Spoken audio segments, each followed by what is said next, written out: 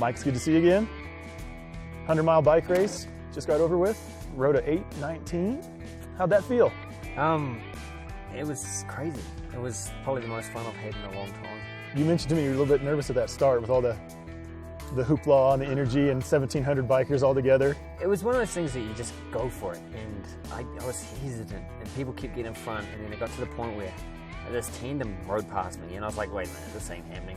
When I decided to kind of push, and then we hit the first hill, and then I could kind of clear out a bit and climb out of kind of that group and more into kind of a single figure. It worked out well. What did it feel like with people bar to bar still coming down on the bike on the power line? It actually worked out really well, because after doing the camp, I met a lot of guys, and ended up coming down there with a few of them on my tail, so they kind of protected me a little bit, and you know, they were kind of yelling words of encouragement. So it was great. You know, like I was in the same group of guys that had kind of given me all this advice just a few weeks earlier.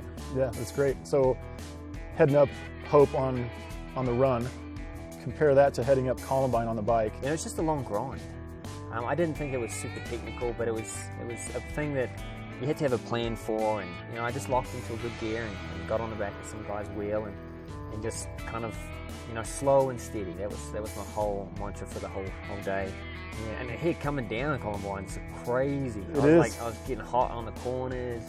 You know, I just about lost it a couple times, but you know, I had the biggest smile on my face, and I was yahooing. It was great. So lining up for the 10K the very next morning after that bike race, after 8.5 hours in the saddle. The next morning I got up really early and went for a jog and just tried to kind of get my running legs back. And you know, after I warmed up for the race, I was feeling pretty good. It worked out well, because you know, I ran out. There was a little pack at the front, and I felt comfortable. Coming back up the hill after the turnaround, you know, I figured I'd just cruise away. You had mentioned you were going to try to hold back a bit, but it was pretty evident right away, especially just that you kind of see that twinkle in your eyes. I kind of knew you were up to something. You were going to go. So congratulations on that win. Yeah, give me a start line, and you know, I'm all in.